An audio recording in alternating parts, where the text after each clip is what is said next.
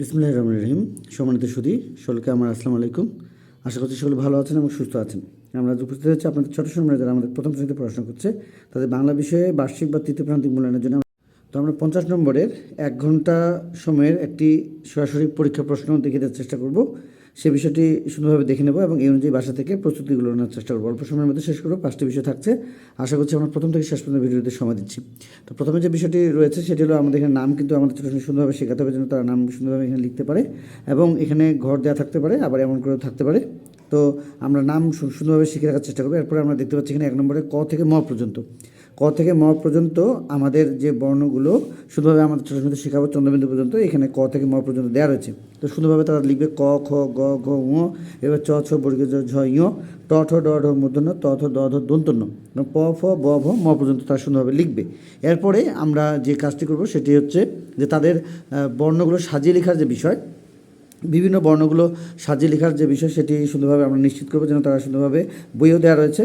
এবং আমরা এখানে যে বর্ণগুলো দেখতে পাচ্ছি এলোমেলো করে দেওয়া রয়েছে ড, ট, মূর্ধন্য ন, ঠ এবং ঢ, দন্তন্য ত, দ এবং থ, তার সঙ্গে ধ।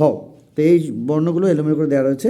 আমরা একটু যেভাবে সহযোগিতা করবো সেটি হলো ট কেটে নিয়ে ট, এবার ঠ কেটে নিয়ে ঠ, এভাবে ড কেটে নিয়ে ড, এভাবে ঢ কেটে নিয়ে ঢ, মূর্ধন্য ন কেটে নিয়ে মূর্ধন্য, এইভাবে সুন্দরভাবে ট, ঠ, ড, ঢ, মূর্ধন্য, ত, থ, দ, ধ, দন্তন্য।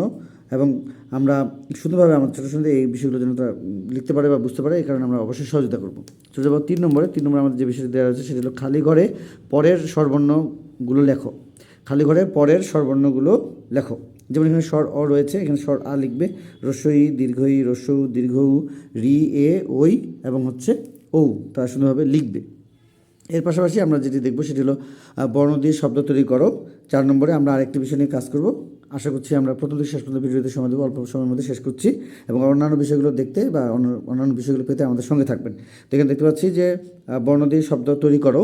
এখানে দেখতে পাচ্ছি স্বর অ, গ, চ, রস্বই, ক। তাহলে এগুলো দিয়ে তারা সুন্দরভাবে এখানে নিচে ঘরে স্বরতে অলি, গতে গম, চতে চক বা চা বা আরও অনেক শব্দ যেগুলো হয় সেগুলো তারা সুন্দরভাবে যেগুলো জানে সেগুলো লিখবে। রস্বইতে ইট বা ইলিশ, কতে কলা বা কলম, এই বিষয়গুলো লিখবে। এর সঙ্গে আমাদের 5 নম্বর যে বিষয়টি দেওয়া রয়েছে সেটি হলো আমাদের কাজ চিহ্ন লেখো স্বর আ থেকে ঔ। তার মানে আমাদের স্বরাতে আকার, রস্যুতে ঋষিকার, দীর্ঘইতে দীর্ঘইকার, রস্যুতে রস্যুকার, দীর্ঘতে দীর্ঘ উকার, রিতে রিকার এবং এতে একার, ওইতে ঐকার, ওতে ওকার এবং ঔতে ঔকার। এই বিষয়গুলো আমরা আমার ছোটো ছোটো বাসা থেকে সুন্দরভাবে শিখে রাখার চেষ্টা করব যাতে করে তারা বাংলা বিষয়ে সুন্দরভাবে এই বিষয়গুলোর উপরে ধারাবাহিক মূল্যায়নগুলোতে গিয়ে তারা অংশগ্রহণ করতে পারে।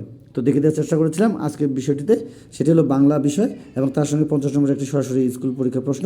আশা করছি আমরা এই অনুযায়ী প্রস্তুতিগুলো নেওয়ার চেষ্টা করবো। তো আজকে পর্যন্ত সকলে সুস্বাস্থ্য কামনা করে অন্যান্য বিষয়গুলো দেখতে আমাদের সঙ্গে থাকবেন। খোদা হাফেজ।